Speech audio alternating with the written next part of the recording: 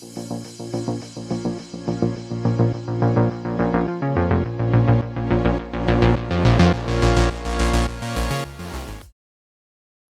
name is Liam, I'm 27, and I'm a line cook at a decent but not famous gastropub in downtown Austin. My girlfriend, Maya, is a freelance graphic designer. We've been together since college, lived together for 3 years, and for the most part, things have been good. Solid. Or so I thought. It all started on a rainy Tuesday afternoon. I was doing the one chore I truly hate, cleaning out my wallet. Receipts, old loyalty cards, bits of torn paper. It was a graveyard of forgotten transactions. I was about to toss a crumpled slip from a coffee shop when the date caught my eye.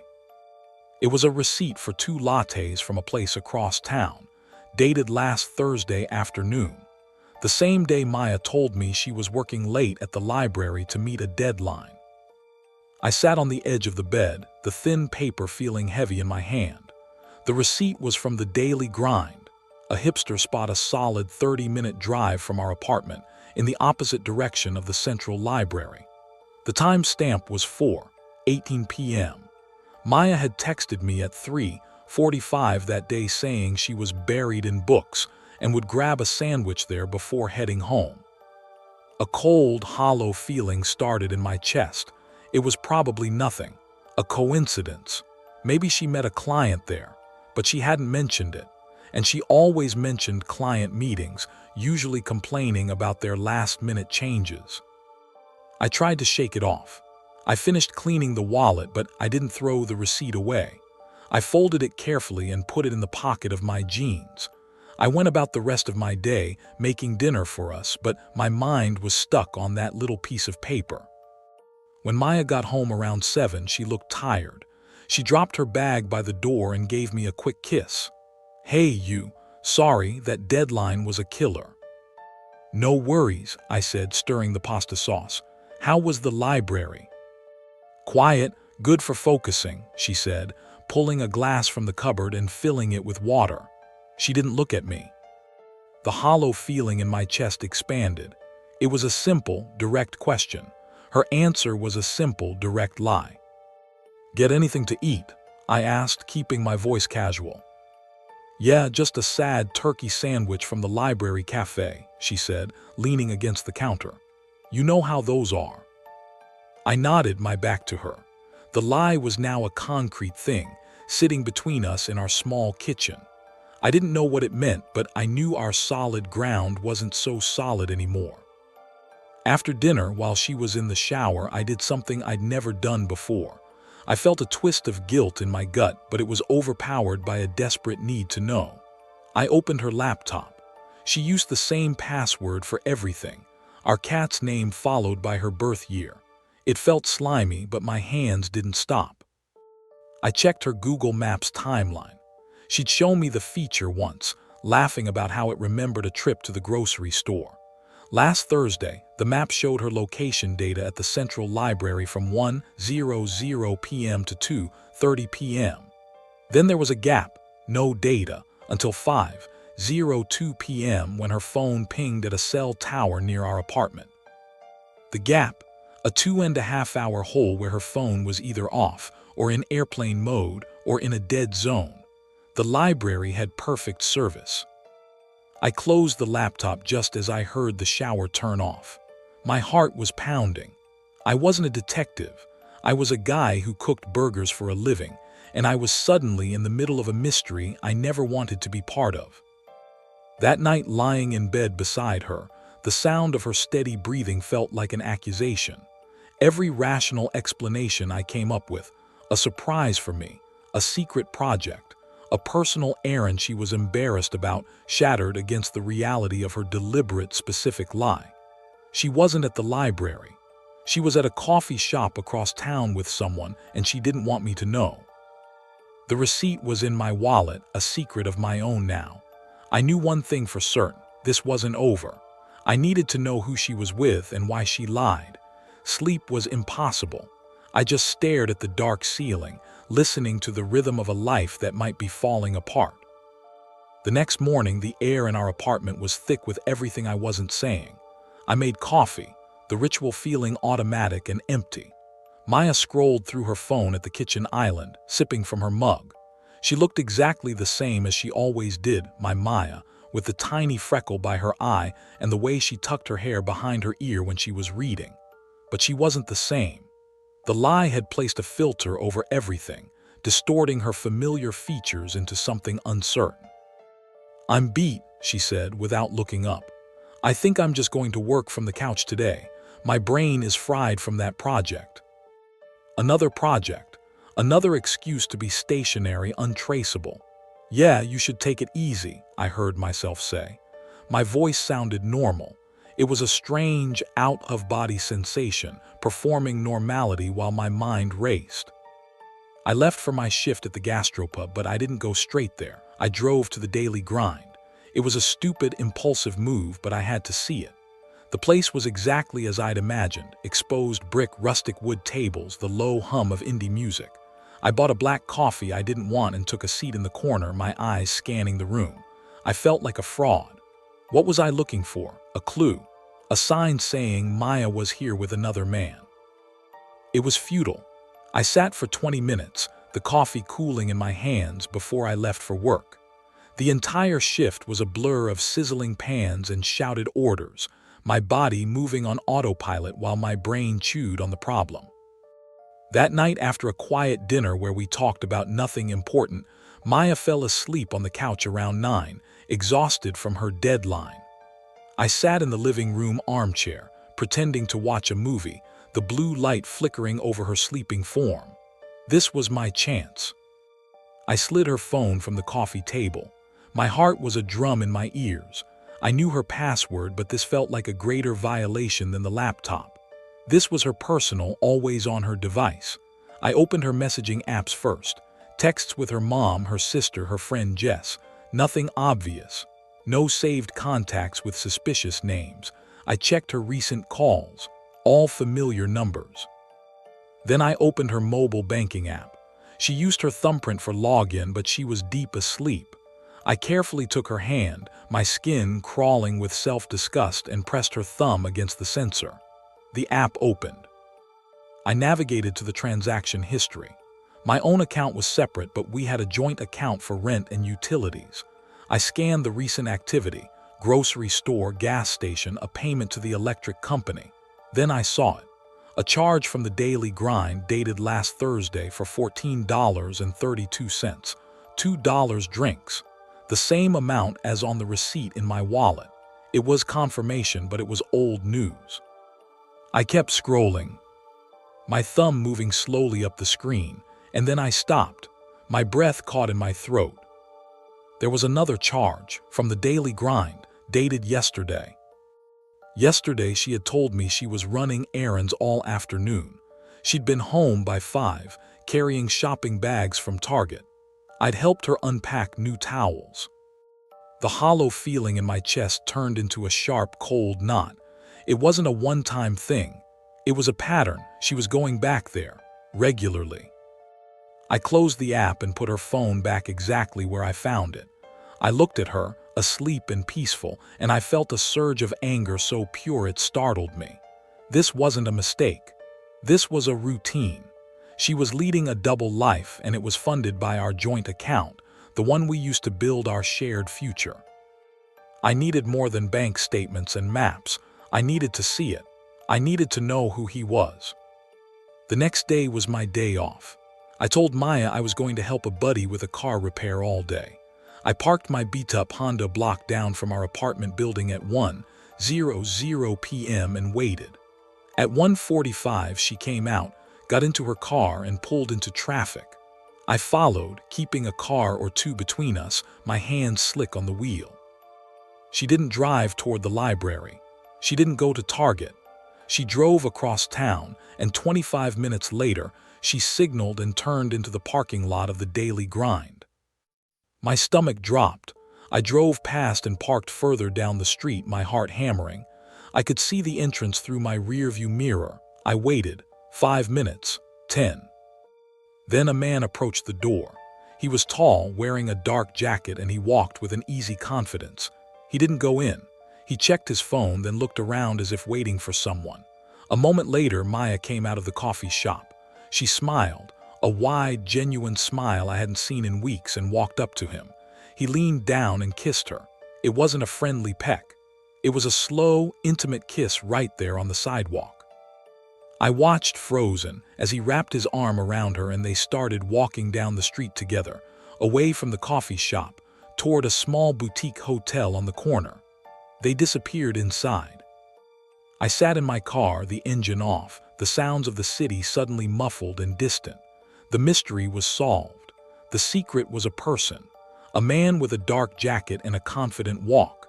The receipts, the lies, the bank charges, it all led here, to this hotel I now had to stare at, knowing my girlfriend was inside with someone else. The waiting was over. Now I had to decide what to do with the truth. I don't know how long I sat there. The sun shifted, casting long shadows across the dashboard. The digital clock on my radio ticked from 2:17 to 2:43 to 3:11. My body was rigid, my hands still clenched on the steering wheel. I felt disconnected from everything, a spectator to my own life crashing down. The image of them walking into that hotel played on a loop, each repetition etching it deeper, making it more real, more permanent. A part of me, a stupid primal part, wanted to storm in there, to find the room, to pound on the door, to see the shock on their faces. But a colder, more rational part held me back. What would that accomplish? A scene, screaming, denials, more lies. It would just be messy and it wouldn't change the central, brutal fact. She had chosen to be here. She had kissed him on the sidewalk in broad daylight. I needed proof that was more than just my word against hers. I needed something she couldn't talk her way out of. I got out of the car. My legs were stiff. I walked toward the hotel, a modern boutique place with a sleek, minimalist lobby. My heart was a frantic drum against my ribs, but my mind was eerily clear. I pushed through the glass doors. The lobby was quiet, smelling of lemony cleaner and expensive perfume. A young woman with a severe ponytail looked up from behind the front desk. "Can I help you, sir?" I forced a smile, hoping it didn't look as deranged as it felt. "Yeah, hi. I think my business partner, Mark, is checked in. Tall guy, dark jacket. I was supposed to meet him here to go over some contracts, but I've lost the room number. My phone died." I held up my lifeless phone for effect. She gave me a polite, professional look. "I'm sorry, sir. I can't give out guest room numbers." "I understand completely," I said, my tone dripping with frustrated camaraderie. "It's just, this is a huge deal, and I'm totally screwed if I don't get these papers to him. Is there any way you could just call his room for me? Tell him Liam is in the lobby." I held my breath. It was a gamble. If she asked for a last name, I was done. She hesitated, then sighed softly. "I can try his room." She picked up the phone, her fingers hovering over the keypad. "And the name was Mark, you said?" "Mark," I confirmed, my pulse roaring in my ears. She dialed a 3-digit number and waited. I watched her face, every second stretching into an eternity. Please, no answer. Let it go to voicemail. After a moment, she spoke into the receiver. "Hello, this is the front desk. I have a gentleman named Liam here to see you." She paused, listening. A faint, tinny voice came from the earpiece, but I couldn't make out the words. Then she said, "Very well, I'll let him know." She hung up. She looked back at me, her expression slightly apologetic. "I'm sorry. He said he isn't expecting any visitors and asked not to be disturbed." The words were a physical blow, but they were also exactly what I needed. He was there. He had confirmed his presence, and he had denied me.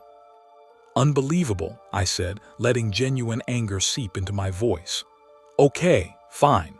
I'll just wait here then."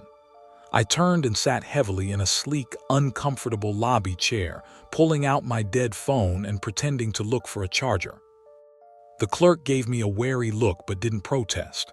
I sat there for 20 minutes, staring at the abstract art on the wall, letting the reality solidify. Then I stood up, nodded to the clerk as if in defeat, and walked out. I drove home. The apartment was empty and silent.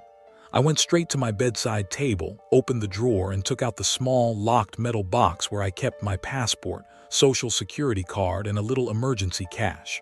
I unlocked it. Nestled inside was the receipt from last Thursday. I placed it on the kitchen counter. Then I opened my banking app on my phone, navigated to the joint account transaction for yesterday's coffee, and took a screenshot. I opened her laptop, found the Google Maps timeline for last Thursday with its 2.5-hour gap, and took a screenshot of that too. I printed them both on our cheap wireless printer. The papers sat next to the receipt, a small, damning pile. It was all circumstantial, but together it was a story she had written. I didn't touch anything else. I didn't pack a bag for her. I didn't throw her things out. I just waited. She came home at 5:30, humming, carrying a shopping bag from a bookstore. "Hey you," she said, smiling. "How was the car stuff?" "It didn't happen," I said, my voice flat. I was standing in the kitchen, leaning against the counter, my arms crossed. Her smile faltered. "Oh, why not?" I didn't answer. I just looked at the small pile of paper on the counter. Her eyes followed my gaze. She took a step closer, her brow furrowed in confusion. Then she saw the receipt.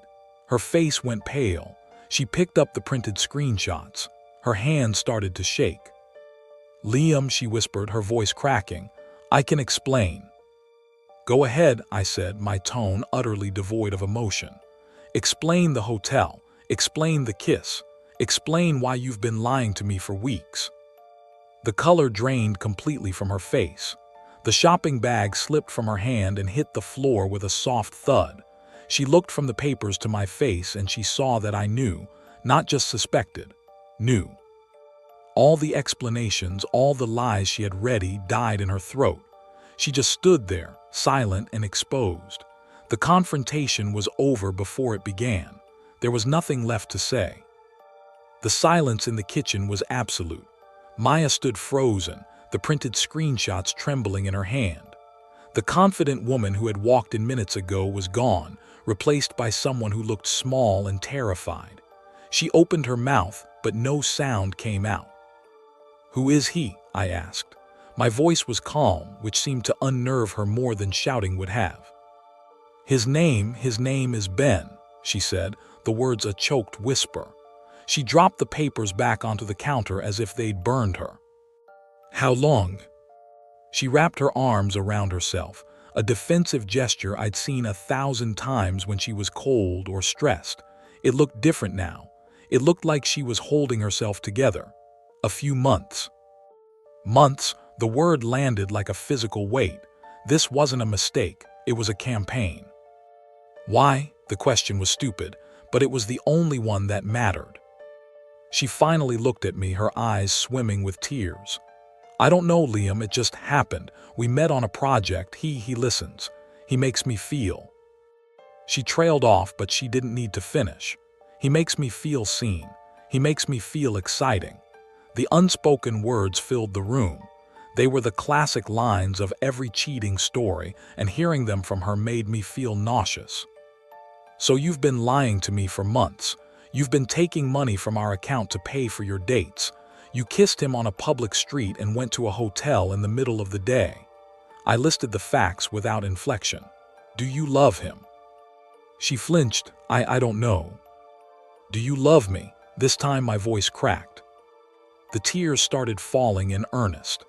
"I do, Liam, I do love you. This wasn't about not loving you. It was about me feeling stuck. Our life, it's just the same thing every day. You're at the pub, I'm at home. We talk about bills and the cat. He was different."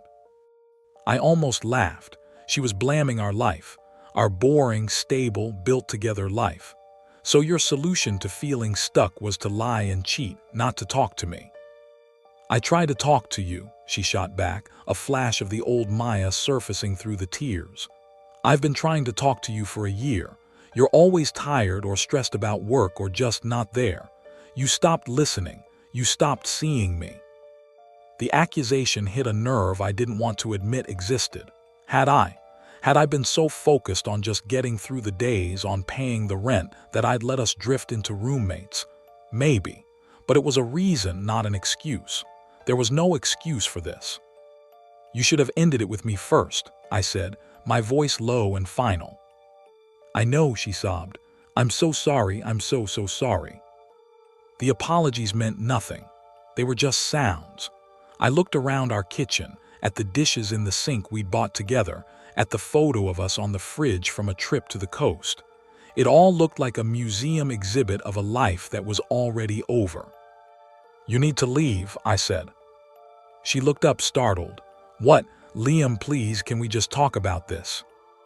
"We are talking about it," I said, "and I'm telling you to leave. Go pack a bag, go to your sister. Go to his place, I don't care, you don't get to stay here." "This is my home too," she cried. "Not tonight, it is." I turned my back on her and walked into the living room.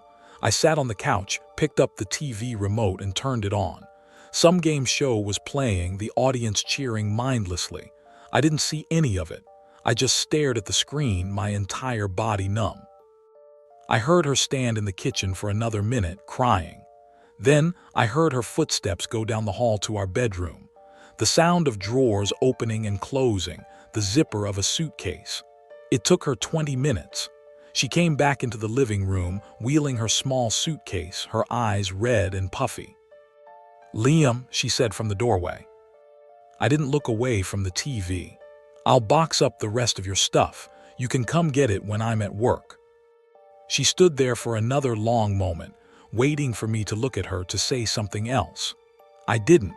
Finally, I heard the front door open and then close with a soft, definitive click. The silence returned, deeper than before. The game show host was announcing a winner. I picked up my phone from the coffee table. My hands were steady. I went to our joint banking app and initiated a transfer, moving my half of the rent money for the next month into my personal account. Then I removed her from the joint account entirely. It was a financial severance, a necessary clinical step. I sat there in the glow of the television, alone in the apartment that was now only mine. The confrontation was over. The truth was out. The relationship was dead. There was no screaming, no throwing things, just a quiet, terrible ending. Now there was only the aftermath. The first week was the worst. The silence in the apartment was a physical presence. I'd hear the floor creak and think it was her. I'd wake up and reach for her side of the bed, finding only cold sheets. I didn't cry. I just felt a vast, hollow emptiness. I went to work, I cooked food I didn't taste, and I slept fitfully. The initial, cold fury had burned away, leaving behind the ashes of a 7-year relationship. Maya texted me 2 days after she left. "Can we talk, please?" I stared at the message for a long time. I knew what she wanted. She wanted closure or maybe a path back, but I had nothing to give her. The image of her walking into that hotel was seared into my brain. I replied with one word, no. Then I blocked her number. The practicalities of untangling our lives became my focus. It was a grim, administrative kind of grief. I went to the landlord and explained the situation. He was sympathetic and let me sign a new lease for the apartment alone. Though the rent was a stretch on my line cook's salary, I started packing her things into cardboard boxes I got from the gastropub. Her clothes, her books, the quirky ceramic mugs she collected. It was like packing away a ghost. I didn't feel anger anymore, just a profound sadness for the life we had built and she had chosen to break. A week later, I arranged for her to pick up her boxes. I told her I would be at work. When I came home that night, the boxes were gone from the living room. In their place, on the kitchen counter, was a single, sealed envelope with my name on it. I almost threw it away unopened. But curiosity, or maybe some lingering need for a final answer, made me slit it open. It was a long letter. She apologized again, more coherently this time. She didn't make excuses, but she explained the feeling of isolation she'd felt, the slow drift she said I hadn't noticed. She said it didn't justify what she did, and that she took full responsibility. She wrote that she had ended things with Ben immediately after our confrontation, and that she was moving to Denver to live with her sister for a while. She ended the letter by saying she would always love me and was sorry for the pain she caused. I read it once, then folded it and put it in the same drawer where I'd kept the receipt. It didn't change anything. It didn't magically heal the hurt, but it did provide a kind of finality. She was gone, physically and now geographically. The story was over. The next month was about rebuilding a life for one. I rearranged the furniture. I bought a new bedspread. I started using the entire closet. I went out for beers with guys from work, something I'd rarely done when I was with Maya. It was awkward at first, but it got easier. I never posted about it on Reddit. The thought crossed my mind to scream my story into the void and get that cheap hit of validation from internet strangers, but it felt too personal and too raw. This wasn't a story for karma, it was my life. One evening, about 2 months after she left, I was cleaning out my wallet again. I found the receipt, now soft and faded from being folded and unfolded. I didn't feel a spike of anger or pain looking at it. It was just a piece of paper, the artifact that had detonated my old life. I crumpled it up and threw it in the kitchen trash. Then I went to my laptop. I navigated to the joint savings account we once talked about using for a down payment on a house. There wasn't much in it, a few $1,000s. I initiated a transfer, splitting it evenly down the middle and sending her half. It wasn't about being the bigger person. It was about being done. I wanted every last financial thread between us cut. A few days later, the money was returned. A notification popped up on my banking app: transfer failed. Recipient account closed. It was the last small confirmation. She had moved on too. Life now is quieter. I still work at the gastropub. I date occasionally, but nothing serious. The trust isn't quite there yet, and that's okay. The wound from Maya isn't a fresh, bleeding thing anymore. It's a scar, a permanent part of my history that I carry, a reminder of what broke and what I survived. There was no dramatic reconciliation, no fiery revenge, no last-minute twist of fate. There was just the slow, steady, unglamorous work of moving forward. The story didn't have a happy ending, but it had an ending, and sometimes that's enough. Next story. If you take that job, I'm done. I am 33, a product manager at a mid-size fintech in Chicago, renting a 2-bedroom with my partner of 4 years. I work hybrid, 5 years of experience, lead on 2 product lines, and I have no children listed on any lease or insurance. A recruiter called 2 months ago about a role in Seattle, head of product for a small engineering team at a startup, fully on-site, 5 levels up from my current title, $35,000 more in base pay, and equity that vested over 4 years. The offer arrived in writing 3 weeks after the final interview. Start date was 6 weeks from the offer date. I told my partner the offer the evening I received it and laid out the facts. Company name, compensation, start date, relocation package that covered moving costs and a month of short-term housing. My partner closed the laptop, said, "No," and put their headphones on. I asked for a discussion. My partner said, "I'm not talking about this," and left the living room. Update 1. I emailed HR the following morning to accept the offer and asked for the relocation paperwork. HR responded within 2 business days with a relocation guide, a 2-week window for preferred move dates, and a contact for a local realtor in Seattle. I printed the guide and slid it across the kitchen counter to my partner.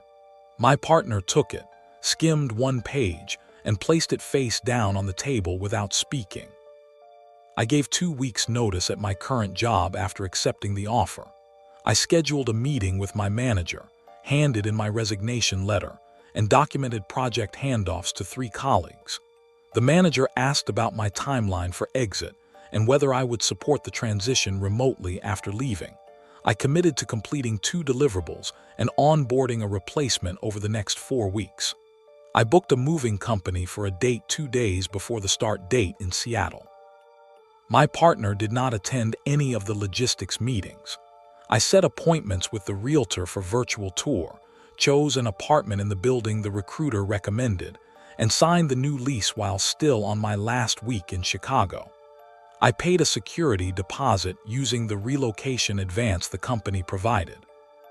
Dialogue the week before my move. "Are you coming with me?" I asked. "No," my partner said. "I'm not leaving my job." "Would you consider remote?" I asked. "I'm not considering anything." My partner closed the bedroom door. I packed my personal items into labeled boxes, left furniture that did not fit in the new space to be sold or donated, and arranged for the moving company to pick up the boxes at 8 a.m. on moving day. I notified the landlord of my intent to terminate the lease and forwarded the forwarding address to the utility companies. Update 2. 2 days before the move, my partner texted, "Can we talk?" I replied with times I was available and noted the moving schedule. My partner called, left a voicemail asking me to stay and saying they'd make a plan. I returned the call and said I had already signed the lease, booked movers, and accepted the start date. I suggested a meeting to coordinate shared items and the lease termination. My partner sent one text, "Fine, we'll sort the apartment." On moving day, I carried boxes from the living room to the moving truck, handed the movers the inventory list, and signed the bill of lading. My partner was not in the apartment.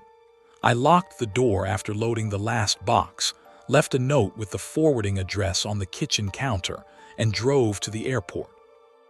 I arrived in Seattle 2 hours before midnight, picked up the keys to the temporary housing the company provided for the first month, and unloaded bags from the car the rental agency supplied.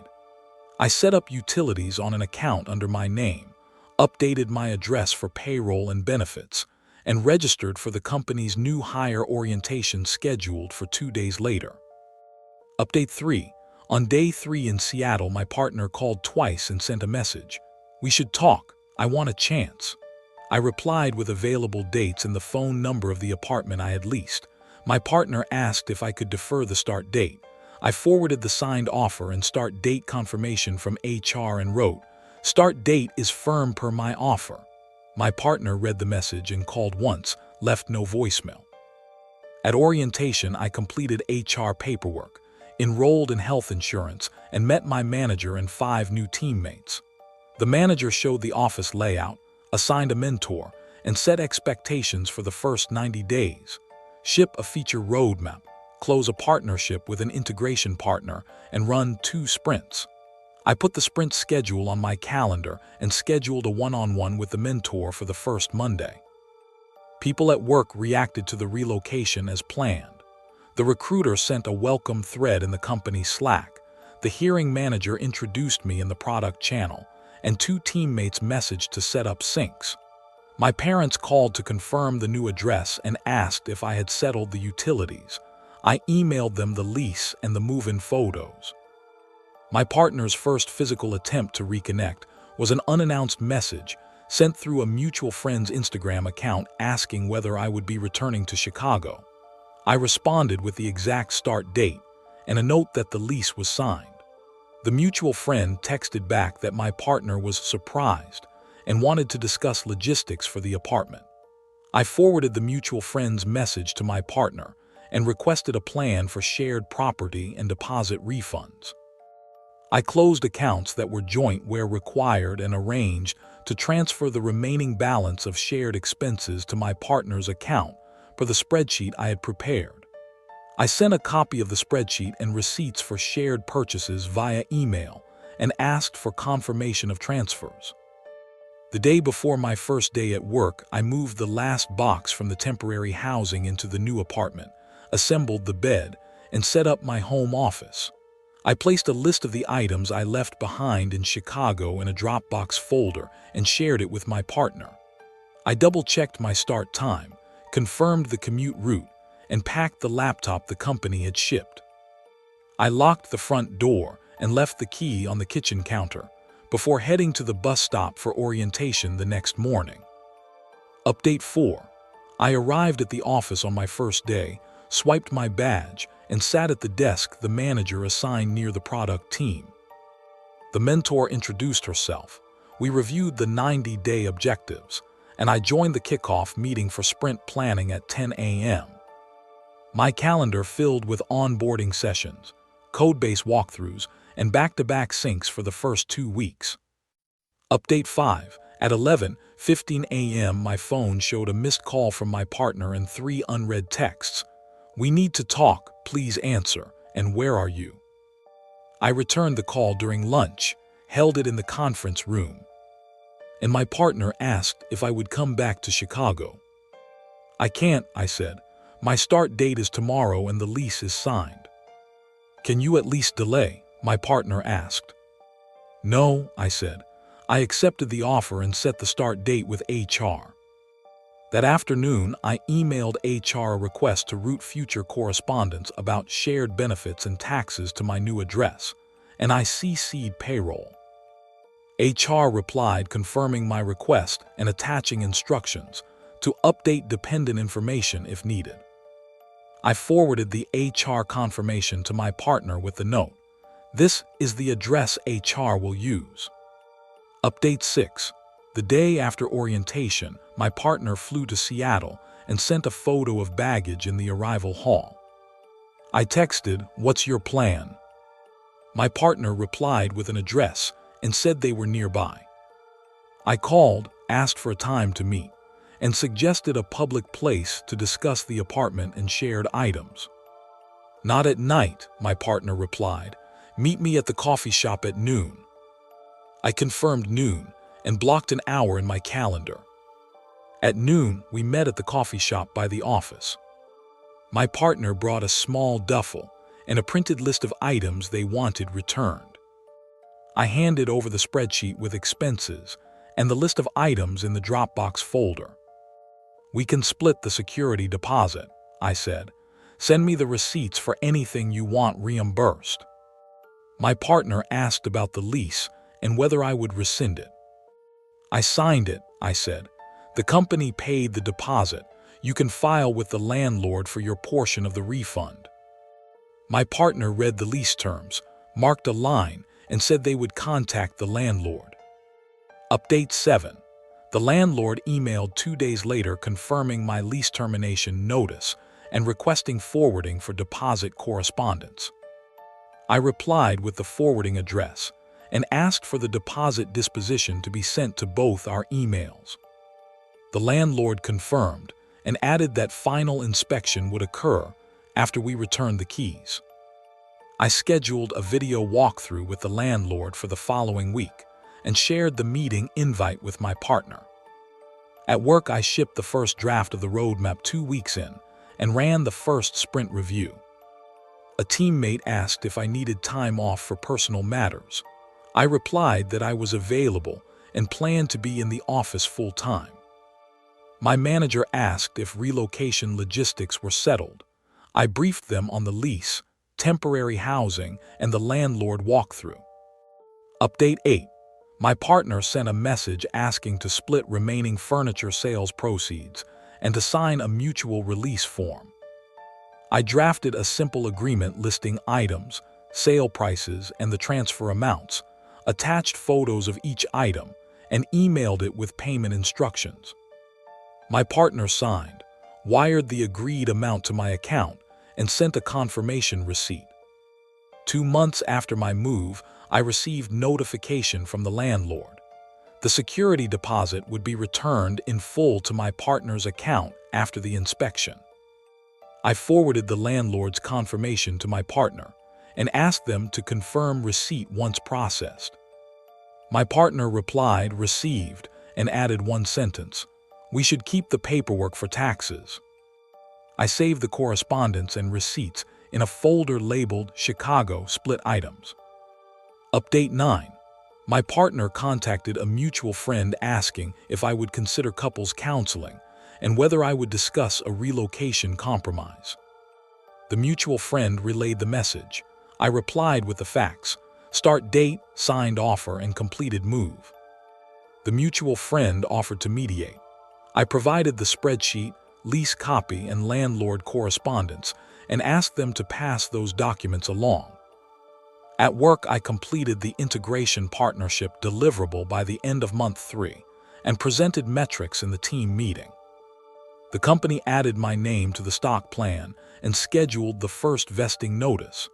HR sent the paperwork that required my signature. I signed the documents and set a calendar reminder for the next vesting date. Update 10. My partner sent 2 more messages over the next month asking to meet and to discuss what went wrong. I replied with dates and proposed we limit meetings to logistics, item pickup, account transfers, and the landlord walkthrough. My partner agreed to this scope and scheduled a pickup for the items they had retained. At the end of month 4, the landlord returned the security deposit to my partner's account and filed the confirmation email. I updated joint account closures, submitted forms to close the joint credit card, and recorded the transfers in the same spreadsheet. I emailed copies of the closed account confirmations to my partner and requested they confirm receipt for their records. Work continued on the roadmap, and I took on the next hearing panel for a junior PM role. A teammate mentioned that the office had become a stable base for me and asked if I planned to stay long-term. I replied that I planned to meet the 90-day objectives and assess later. Update 11. 2 months later, my partner sent one final email. I have moved on. Please forward anything else to my personal address. I archived the email, updated my address book, and changed shared utilities to single-owner accounts where required. I retained copies of all transactional records, the lease, and the landlord correspondence in a secure folder labeled Seattle Relocation. I continue to work on product deliverables, attend weekly stand-ups, and run hearing panels. I keep the spreadsheet and receipts accessible for tax season and for any future questions from my partner or the landlord. I check the calendar for the next vesting notification and prepare the paperwork HR will require for year 2. Next story. If you move to Boston, don't expect me to come. I am 29, a senior software engineer at a healthcare startup in Austin, renting a 1-bedroom, and I have been with my partner for 3 years. A recruiter contacted me about a staff engineer role at a medical device company in Boston 3 weeks ago. The role was on-site, higher scope, $30,000 higher base, and included a $10,000 relocation stipend plus a signing bonus. The final offer arrived in writing last Tuesday with a start date 6 weeks out. I read the offer aloud at the kitchen table and handed the tablet to my partner. My partner said, "No." I asked why.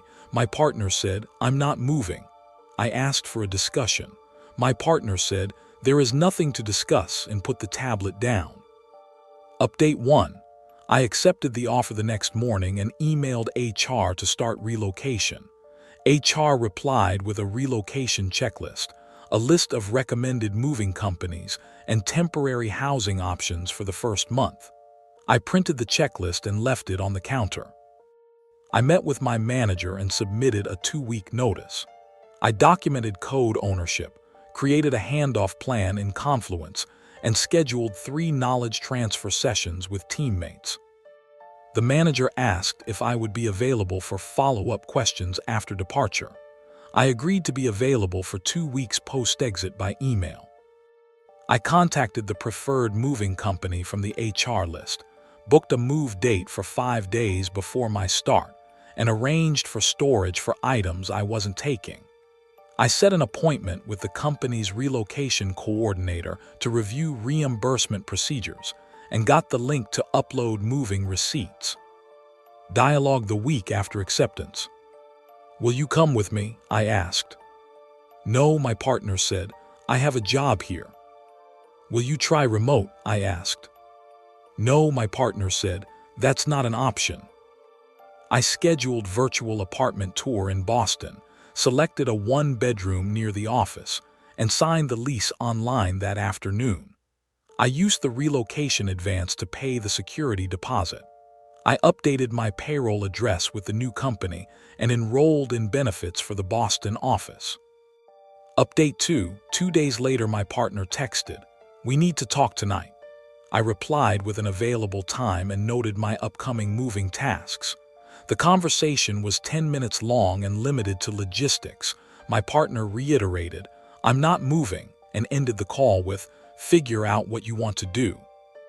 I packed items I would take, sold a couch on Craigslist, and arranged for the buyer to pick it up 2 days before the movers arrived.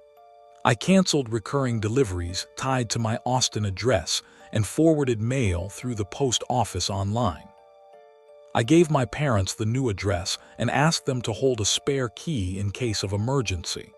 My sister messaged asking when I would be back for a visit. I replied with tentative dates in December and the new start date. Update 3. 1 week before the move, my partner posted a message on a mutual friends group chat asking whether I had actually accepted the job. The mutual friend called me and asked for clarification. I forwarded the signed offer and the lease confirmation to the mutual friend and asked them not to discuss details with my partner without my permission. The mutual friend said they would not. I booked a one-way flight, confirmed the moving company's arrival time, and prepared a folder with digital copies of the lease, offer letter, and relocation receipts. I set up utility accounts for the new apartment under my name for electricity and internet. On moving day, I supervised the movers, provided an inventory list, and signed the bill of lading. My partner did not come to the apartment. I left a printed list of items I had taken and a forwarding address on the counter, then handed the keys to the landlord and requested a prorated refund of rent for the remainder of the month. Update 4. The morning after the move, I checked into the company's temporary housing, collected the welcome packet from HR, and attended a remote onboarding meeting for new hires in other offices. I set up the company laptop, updated my contact information in the employee directory, and scheduled the first week meetings with engineering leads. My partner called that evening and asked if I would consider postponing the start date. I replied with the signed offer and the start date confirmation from HR and wrote, "Start date is firm per my agreement." My partner left a voicemail saying they were surprised and would call again. I moved into the Boston apartment 3 days later, arranged for furniture delivery, and set up a workspace in the living room. I transferred my bank address, updated my driver's license to the new address, and registered to vote in Massachusetts. Update 5. 2 days after I settled in, my partner sent a text with a list of items they wanted returned and a request to split the security deposit. I responded with the date for a video walkthrough with the Austin landlord and a spreadsheet detailing shared items and costs. I asked for bank details to transfer the agreed amounts. At work, I attended the first in-person team meeting, met the hearing manager, and received a 90-day objectives document. The engineering director introduced me to the cross-functional partners and assigned a mentor for the codebase. I added the sprint cadence to my calendar and scheduled one-on-ones for the next 2 weeks. Update 6. The landlord emailed confirming the final inspection and the plan to return the deposit. I shared the inspection time with my partner and asked that any disputes be raised before the inspection. My partner confirmed they would be present at the walkthrough. I completed the first week of orientation, pushed my first small production fix, and joined a planning session for the next quarter. The relocation coordinator reimbursed my moving expenses after I uploaded receipts, and payroll adjusted my first paycheck to reflect the signing bonus. I sent the spreadsheet and copies of receipts to my partner and the Austin landlord, requested confirmation of transfers, and scheduled a follow-up call to coordinate pickup of the remaining items. Update 7. 2 weeks before my start date, my partner asked a mutual friend to mediate a conversation about working things out. I told the mutual friend I preferred to limit communication to logistics and forwarded the lease, offer, and inspection confirmation. The mutual friend acknowledged receipt. I set a calendar reminder for the first vesting notice in the company stock plan and placed all relocation documents in a secure folder labeled Boston Relocation. I confirmed the temporary housing checkout time and the mover's delivery window for my furniture. I locked the apartment door in Austin after the walkthrough, put the keys in a Dropbox per the landlord's instruction, and flew to Boston on schedule. I'm starting Monday. Update 8.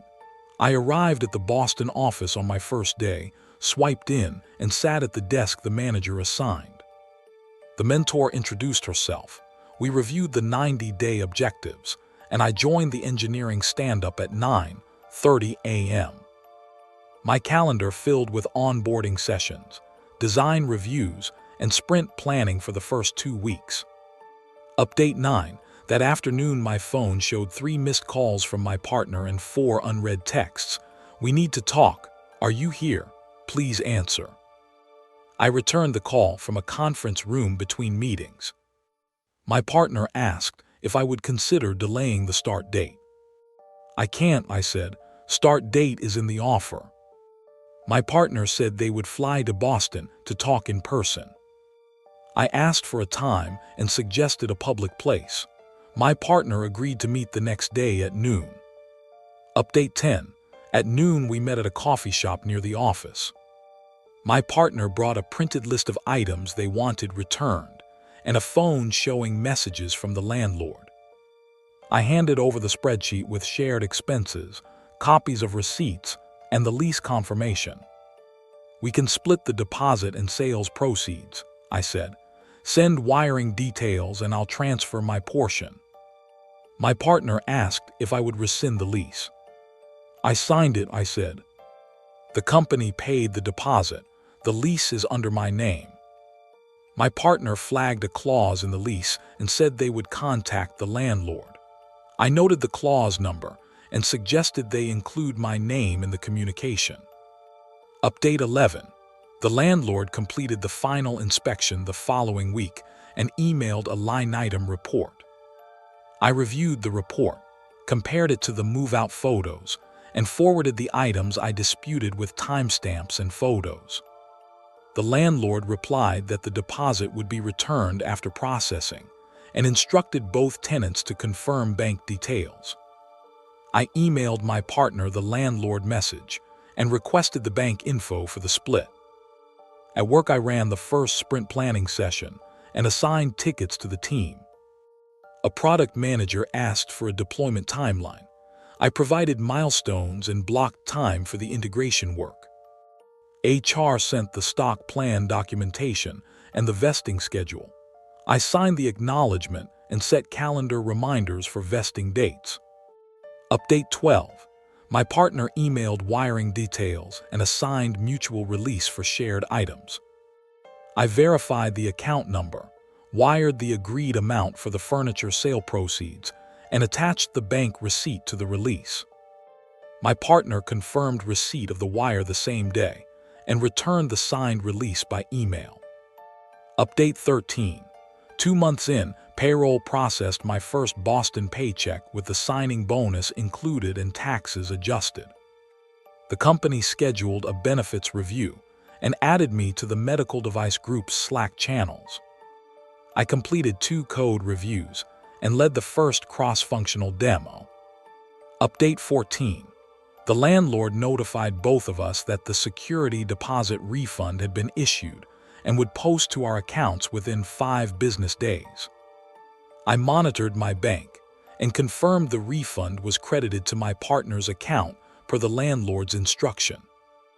I emailed the landlord asking for the transaction confirmation, received a PDF receipt, and forwarded it to my partner with a note to save it for taxes. At the coffee shop meeting, I proposed limiting future communication to logistics, transfers, pickup times, landlord correspondence, and tax paperwork. My partner agreed and scheduled a date to pick up 2 boxes they had left in storage. I added the pickup time to my calendar and booked the building's service elevator for the agreed slot. Update 15. I completed the 90-day objectives on schedule and presented results to the director. The director added me to the hearing panel for a senior engineer role and asked me to mentor a new hire. I updated my professional profile with the new title and notified my parents of the progress. Update 16. My partner collected the boxed items, signed a receipt for each item, and emailed a confirmation that they had everything on their list. I uploaded scans of the receipts, the mutual release, the landlord's refund confirmation, and the wiring receipts into a secure folder labeled Boston Relocation, and shared folder access with my partner for tax purposes. Update 17. 2 months after the deposit refund, my partner sent a final email. I have accepted an apartment here. Please send any future mail to my personal address. I updated contact lists, removed the shared utility accounts where possible, and archived the joint spreadsheet. I kept copies of all transactional records and set a calendar reminder in January to compile documents for tax season. I continue to work full-time in the Boston office, attend weekly stand-ups, and run hearing panels. I keep relocation documents and transaction records organized and accessible. I limited ongoing communication with my partner to logistics and tax paperwork, and plan to reassess any joint obligations if new issues arise. Next story. If you take that job, I'm not coming with you. I am 31, a senior UX designer at a healthcare software company in Raleigh, renting a 2-bedroom apartment with my partner of 3 years, and I work hybrid 3 days in the office. A recruiter contacted me about a design lead role in Portland 2 months ago. The final offer arrived in writing last week with a start date 6 weeks out, a $20,000 increase in base salary, a $15,000 signing bonus, and a relocation package covering movers and 1 month of temporary housing. I read the offer at the kitchen table and handed the tablet to my partner. My partner said, "No." I asked why. My partner said, "I'm not moving." I asked to discuss options. My partner said, "There is nothing to discuss," and left the room. Update 1. I accepted the offer the next morning and emailed HR to initiate relocation. HR sent a relocation guide, a vendor list, and instructions for the lump sum advance. I printed the guide and left it on the counter. I met with my manager, submitted a 2-week notice, documented project ownership in Confluence, and scheduled 3 handoff sessions with the design and product teams. I booked the moving company recommended by HR for 5 days before my Portland start date and reserved temporary housing through the company's partner site. I signed a 12-month lease on a 1-bedroom near the Portland office and paid the security deposit with the relocation advance. The week after I accepted, I asked my partner again if they would try remote work or relocate. My partner said, "No." I asked if they would at least discuss a compromise. My partner said, "No discussion." I listed shared items and account transfers in a spreadsheet, created a folder with digital copies of the offer, lease, and moving receipts, and emailed that folder link to my partner with a request to confirm pickup dates for shared items. Update 2. 2 days later, my partner posted in a mutual friends group chat asking whether I had actually accepted the job. The mutual friend called me for confirmation. I forwarded the signed offer and lease to the friend and asked them not to share details with my partner. The friend acknowledged receipt and did not share the documents. I canceled recurring household services tied to the Raleigh address, set up mail forwarding with USPS, and scheduled a final walkthrough with the Raleigh landlord for the week after movers picked up the last box. I packed items I planned to take, sold 2 pieces of furniture through Marketplace, and moved the buyer pickup dates into the moving company window. On moving day, I supervised the movers, signed the bill of lading, left a printed inventory and forwarding address on the kitchen table, and dropped the keys at the landlord's Dropbox per their instructions. Update 3. The morning after the move, I checked into the company-provided temporary housing in Portland, collected the HR welcome packet, and set up the company laptop. I created calendar blocks for onboarding, scheduled one-on-ones with cross-functional leads, and arranged for the movers to deliver my furniture 2 days before the start date. I updated my address with payroll and benefits, and enrolled in the Portland office medical plan. That evening, my partner left a voicemail asking me to postpone the start date. I returned the call, read the signed offer details, and said, "Start date is firm per the agreement." My partner left no further voicemail. I proceeded to move into the leased apartment 3 days later, assembled the desk, set up the home office, and tested the commute to the office. Update 4. 2 days before my first day, my partner texted a list of items they wanted returned and asked to split the security deposit. I scheduled a video walkthrough with the Raleigh landlord for the specified inspection time and sent the spreadsheet of shared items and receipts to my partner with a request for bank details for transfers. The landlord confirmed the walkthrough and asked both tenants to provide forwarding addresses for deposit disposition. On my first day at the Portland office, I swiped in, met the hearing manager, and attended the 90-day objectives meeting where I was assigned a mentor and given the first sprint goals. I added the sprint calendar to my schedule, joined the design team stand-up, and set a time to pair with the engineering lead on the integration tasks. Update 5. My partner flew to Portland and sent a message indicating they were nearby and wanted to meet. I proposed a public meeting location and a time at noon the next day. We met at a coffee shop and exchanged the spreadsheet, copies of receipts, and the lease confirmation. I explained the logistics. The lease was signed, and the company had paid the deposit. Refunds and disputes needed to go through the landlord. My partner reviewed the lease clause I highlighted and said they would contact the landlord directly. I noted the clause number and provided the landlord's email address. The landlord completed the final inspection a week later and emailed a line-item report with photos. I compared the report to my move-out photos, attached timestamps, and forwarded the disputed items to the landlord with corresponding photos. The landlord replied that the deposit would be processed and instructed both tenants to confirm bank details for split issuance. Update 6. My partner emailed wiring details and requested a written mutual release for shared items. I drafted a simple release listing items, agreed sale amounts and transfer instructions, attached photos of sold items, and sent the document for signature. My partner signed. I wired the agreed proceeds for sold items and emailed the bank receipt and signed release back to my partner.